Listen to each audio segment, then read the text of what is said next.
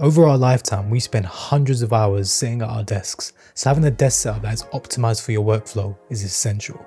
As a web designer and content creator, I wanted to create a setup that not only looks aesthetically pleasing, but also helps me be as productive as possible. But obviously the fact that it looks banging is definitely a bonus. I get questions all the time on Twitter about my setup and all of the different gear that I use. So in this video, I wanted to give you a quick tour and show you all of the different things that make up my desk setup. And of course, I'll have links to everything in the description below so that you can check it out if you want. So without further ado, my name's Hamza and let's get into it.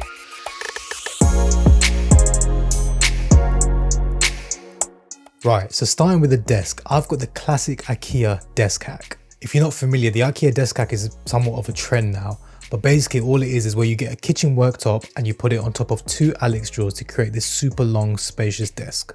Mine sits at around 246 centimeters long and 64 centimeters deep, but you can get these custom made to whatever size you want.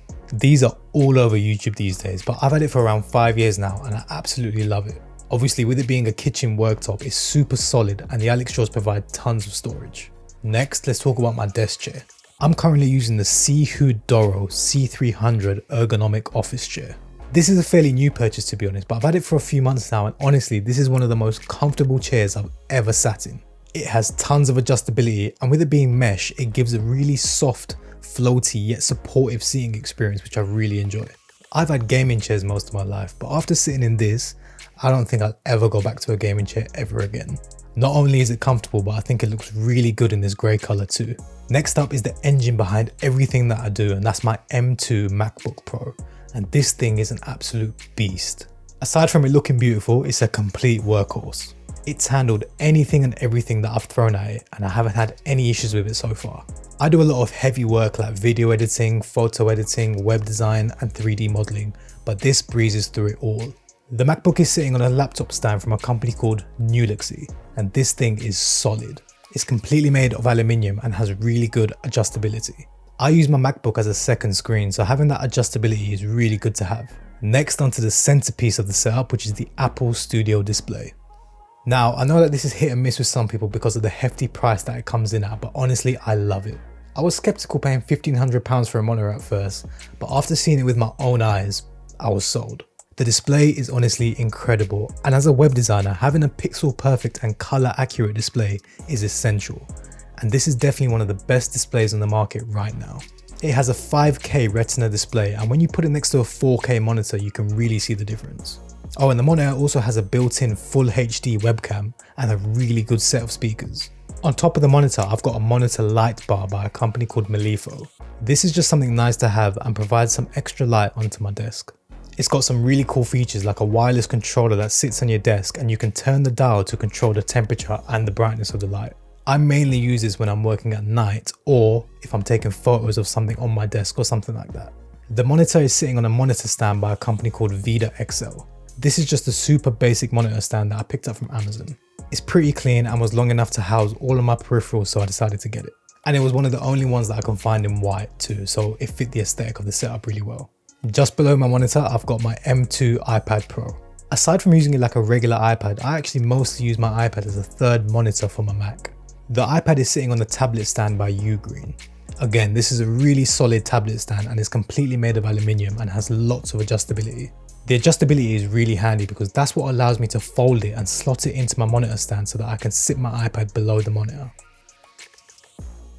Moving on. Everything on this desk is connected via the CalDigit TS3 Plus Thunderbolt Dock. This thing is amazing and this is what allows me to have a one cable connection with my MacBook. I mostly use my MacBook as more of a desktop setup, so this allows me to connect my screen and peripherals to the dock and then everything connects to my MacBook via one cable. And it also charges my MacBook, so there's no need to have my charger plugged in as well. This dock has tons of ports and slots including Thunderbolt, USB-C, USB-A, SD card, headphone jack, and plenty more. Over on the right, I have my Focusrite Scarlett 2i2 audio interface. I've had this for the longest time and it's a really solid audio interface. I use it to connect my microphone and speakers to it and then it plugs into my Thunderbolt dock. Speaking of speakers, for sound, I'm rocking the Yamaha HS7 studio monitors. I've had these from back when I started producing music and they've been with me for over 7 years now. They're amazing speakers and produce really crisp, bassy audio. Arguably though, if you're not doing much sound work, then they might be a bit overkill. They're more used for mixing and producing, but they're still really good speakers for general use. Not to mention they look really good in the white and black too. Sitting on the sides of my monitor are the Govee LED light bars. These are pretty much purely for aesthetics, but they're really good value for money and have some really cool features. You can control them directly from your phone, change the colors, and then even pair them up to a smart speaker like Alexa or Siri so that you can control them with your voice. Now onto peripherals. For my keyboard, I'm using the Logitech MX keys for Mac. I bought this keyboard when I bought my MacBook, and so far I'm a big fan. I love the space grey finish that matches with my MacBook. As for the build quality, it's a really solid keyboard and the keys are really comfortable to type on with the scissor switches that are similar to the keyboard on the MacBook itself. As for my mouse, I had to complete the set, so I went with the Logitech MX Master 3S for Mac. This is the best mouse I've ever used, period. It has a really good ergonomic shape and is so comfortable to use. I use it for hours at a time and I haven't had any issues when it comes to comfortability. I love the fact that it has a silent click, and another feature I use all the time is the horizontal scroll wheel. This is especially useful when I'm video editing so that I can scroll left and right on the timeline quickly and easily. I've got the mouse and keyboard sitting on this really beautiful felt desk mat from a company called Wolvend. I've always been a fan of desk mats and this soft felt material is really nice. And I think that this light grey colour really adds to the aesthetic of the whole setup. Another thing I get asked about a lot is this microphone that I'm using. So I'm using the Logitech Blue Sonar, and I mean you're listening to this mic right now, but I think this sound is incredible. It plugs directly into my audio interface and it produces really crisp and clear audio straight out of the mic. This mic is geared towards creators, streamers and podcasters, and is definitely one of the best mics on the market right now, both visually and sound wise. I've got the mic mounted on a Logitech Blue Compass microphone arm, and honestly this arm was built for this mic. The arm is made from aluminium and is really solid. It has a built-in cable tunnel so that you can run your XLR cable through it so that you can get this really clean look. And of course it's super adjustable, which is always good with microphone arms. For lighting, I'm using the Godox SL60W with the Ambitful P60 Paradox softbox. These actually come as a bundle on Amazon along with the light stand, which is a really good deal. The light itself is excellent and gives really soft, evenly spread light, which again is perfect for a YouTube setup just like this. In terms of content creation, I wanted to create a setup where I don't have to come in and set everything up every time I want to shoot a video.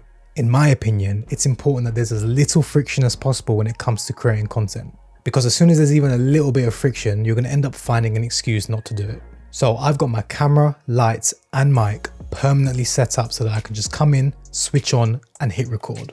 That way I can consistently and easily create content whenever I want. And that is pretty much my entire desk setup. I'm really happy with where my setup is for now, but anyone who's into desk setups knows it's never really finished. But I really hope you enjoyed the video and it gave you some ideas and inspiration for your own setup. And if you have any suggestions, maybe something that I can make better, then please drop a comment below. I'm always interested in ways that I can make my setup better. And if you did enjoy this video, I would really appreciate a like and a comment. And if you're interested in more content just like this, then please consider subscribing. And don't forget to follow me on Twitter. But for now, that's all from me, and I'll see you in the next one.